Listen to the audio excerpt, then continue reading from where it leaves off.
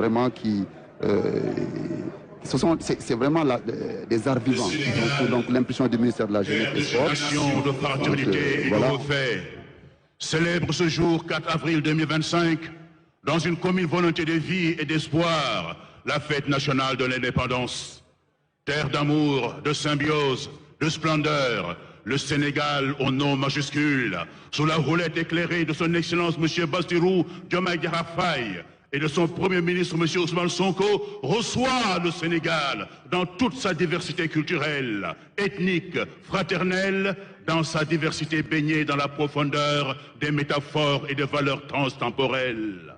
Sénégal, nous vous saluons, fils et filles du Sénégal, des élans promoteurs. Nous vous saluons dans la fraternité des cœurs unis et dans l'allégresse des aurores plurielles, des rayons du midi, du Sénégal, des Djambars, des bourgs, des Linguères, des rois, des reines du refus. Les voici, nos résistants, combattants d'hier et Ibankat. Bienvenue à la reine de Cabrousse, Aline Sitoé Diatta, la prêtresse si belle, si fière, sur le chemin de la résistance avec l'oncle Ebaline Diatta. Sanka, le roi Mancagne, en compagnie de l'épouse. Malansané et Nyelansane, l'épouse. Fodé Kaba Doumbouya, mes saluts à toi, la reine d'Oussouy. Voici Alpha Molo Baldé, le glaive toujours scintillant. Salut à vous qui incarnez toujours la flamme résistante de la verte Casamance, terre d'honneur, de bravoure et de fraternité. Nous vous saluons, filles et fils du Sénégal. Bienvenue à toi, Belep, et épouse de Belep, Belep de Ndoukoumane, ancienne province du royaume du Saloum. Salut à toi, Damel Mokodoufal, le tamarinier. Salut, Guéloir. Salut. Salut, Linger Latsik, Siradiogop. Amaringone Sobel, digne descendant de Mégandour, les Bentigneux de Kaoun. Voici, en compagnie de l'épouse, le marabout conquérant Mabadiarouba, le turban vert, l'almami du Rip. Il est de la lignée de Koli Tengala, le fondateur de la dynastie des Dénéanké. Voici dans le Cayor du roi des Guetch, symbole de la résistance nationale, le preux guerrier, la Dior Ngone Latur Diop, le damel du Cayor, et sa linguère, la Dior, l'homme aux doigts de métal, qui a dit non à l'envahisseur jusqu'à son dernier souffle dans les champs de bataille. Salut, Djaraf Dakarou Dial Diop, épouse, Laman Ndoye, gardien des traditions. Bienvenue dans la cour royale du Sine. Voici le Boursine Commandofen Famak, le symbole du courage.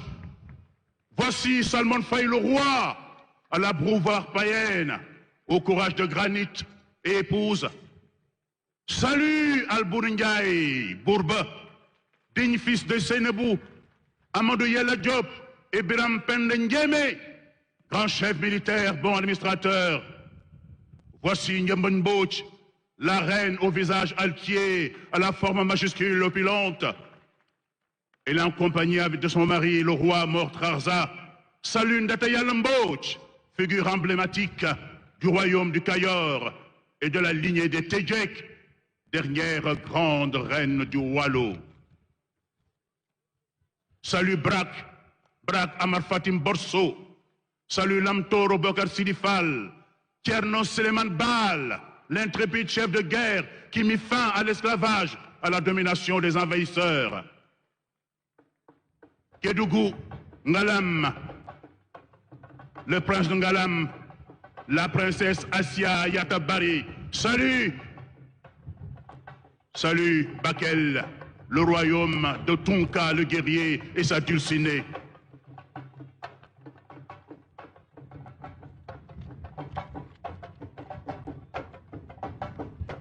Ici, Ici, vous avez la parade des diversités ethniques.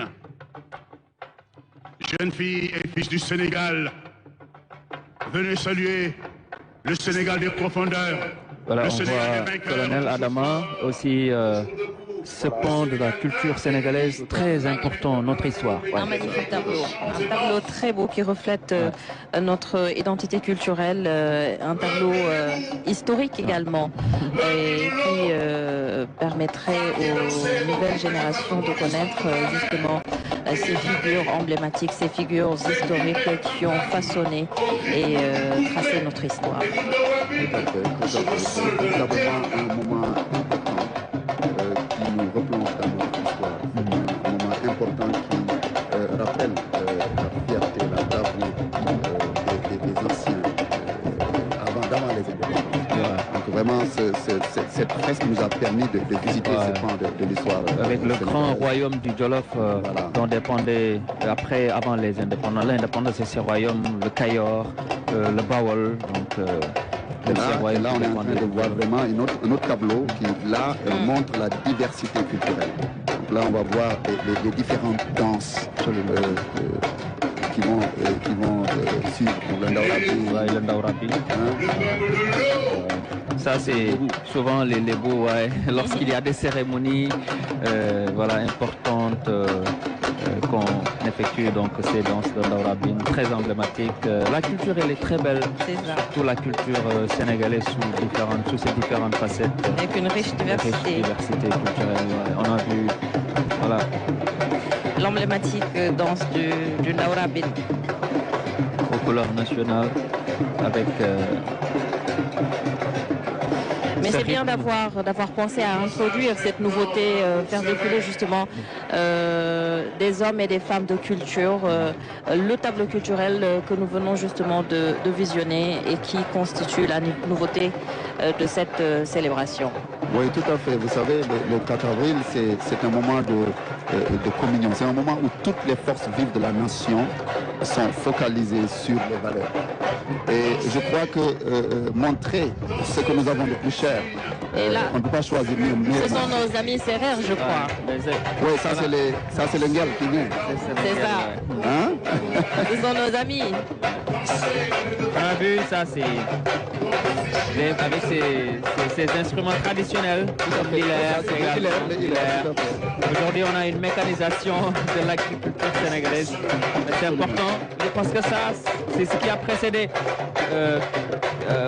tout ce qu'on est en train de faire actuellement. Le choix des tissus et le choix des couleurs est tout aussi important également, pour le souligner. Oui. Parce que culture bu ci nekk am na luy def spécificité am na luy def nu koy waxee lu koy identifier mu doon ci wàllum tissu bi wàllum accessoire yi ñuy takk wàllum fecc bi ak exactement mooy accessoire yi ak fecc bi ak yu ni mel. Donc di jëmal voilà baykat yi dañuy rendre hommage baykat yi également instrument traditionnel yi hilaire yi véritablement lii tamit cosaan lay wone layu lii moom ñox layu mu ngi noonu donc am na solo daanaka histoire mooy lépp mooy sa cëslaay culture mooy lépp culture moom lépp da nga koy dugg ci culture maanaam ni ngay bayee ni ngay lekk li nga xam mooy say sonorité sa musique dégg nga sa làkk et cetera yëpp culture la donc li ñu tableau bi ñu gis ni muy jàll dafay wone diversité culturelle du Sénégal maanaam waaw ñun vraiment dëkk bu ndaw lañ ci géographiquement waaye en termes de richesse culturelle ak diversité macha allah mën nañ ko te lii dafa am solo ñu won ko ndaw ñi parce que actuellement ñuy génn ay fête yu bees yu bëri ñu ko tuddee ay tur yu kenn xamul. waaw alors que cosaan bi mi ngi fi effectivement xam nga buñ ko doon ndawra bi ñu jël ngel bi comme lu muy tekki daal di ko waaw parce que li nga wax ni ñaari nga wax ni bu ne dafa am lu muy tekki ak circonstance bi ñu koy defee waaw je pense que moo ko ne loolu am na solo trop ndax luñ fi war a génn rek dafa war a fekk circonstance bi maanaam dañoo war a woo xale yi woo sénégalais yi ñu reconnecté wu ak seen culture ñu reconnecté wu ak seen cosaan ñu reconnecté wu ak seen valeur moom moo nekk noonu xam nga tableau bi du ko wone ci jour indépendance bi nga xamante ne réew mi xale yi ñëpp a ngi captivé di seetaan loolu la message boobu la ñu sànni mu mel ne mel ne commissaire Diouf tamit am na lu mu si bëgg a sànni dafa mel ne. sunu mbokk séeréer yi. lii à la suite du colonel li mu wax c'est important parce que comme disait le président Senghor, la culture est au début à la fin du développement.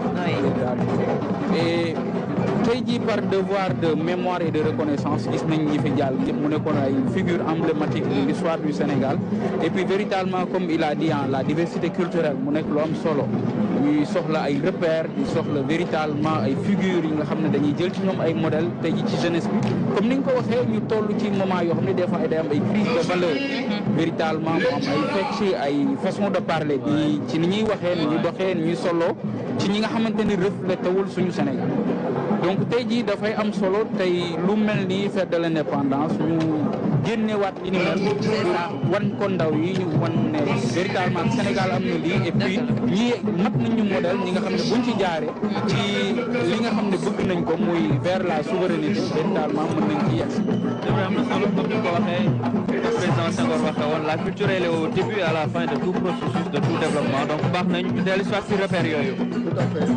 La culture c'est ce qu'on a de plus cher même li ñuy wax souveraineté industrie développement loolu yëpp base bi mooy sa fierté nationale base bi mooy nga xam yaay kan sa identité foo jógee dégg nga base boobu moo la mën a permettre yow nga mën a vraiment projeter wu dans l'avenir di am yu mel ni ay industrie défense wala di bëgg a def Sénégal horizon 2050 tant que amuñu valeurs yooyu nga xamante ne moom la suñu maam yi doon porté ñu xam suñu bopp xam fu ñu jógee xam suñu identité day jafe ñu projeté wu dans l'avenir. mais sànq dañu gis sax bi nga xam ne mooy les terroirs des royaumes yi doon jàll royaume bu ci nekk am na particularité am na singularité am na ay valeurs yoo xam ne moom lay promouvoir également loolu commissaire Diouf sànq wax na ko je pense qu'il faut que ñu dem ressourcer jiwaat que ce soit la jeunesse nga xam ne mooy l'avenir d'un pays li moom mooy lu am solo la parce que daanaka gisatuñ ko si bu gaynde ñu koy gis nag ci yenn banlieue yi ci yenn dëkk yi ci biir réew mi dañ koy def waaye effectivement bëreetul comme mu daan amee si ay temps daal c'est ça lii nekk na lu rafet wax dëgg yàlla waaw suñu mbokk waa Casamance yi nga xam ne ñoom it macha allah bu dox Casamance wax culture fa la culture véritablement fekk baax wax dëgg yàlla gis nga ko mu ngoog ñi moom di profité di nuyuwaale suñu mbokk waa Ale Casa yi nga xam ne ambiance bi buñ ko déggee rek waaw ñii di ñëw nag c'est important on va voir les rollers là rollers yi di ñëw nii waaw rollers yi gis nga boo xoolee ku ci nekk da nga takk raaya benn réew Afrique waaw donc vraiment c'est un clin d'œil à l'unité africaine ay Zambie Gambie réew Afrique yëpp ñu ngi fii ñu ngi la représenté fii ci rollers yi ça c'est l'unité africaine c'est le panafricanisme ñu toll nii dañu sànni un clin d'œil parce que aussi identité culturelle du rek sa réew yow kese Uganda sax Uganda ak variété Uganda am nañu wet waaw donc vraiment dafay collé ak suñu invité yi toog invité Nigéria dégg nga ak leen sur pour wane rek vision panafricaniste dafa doon loo xam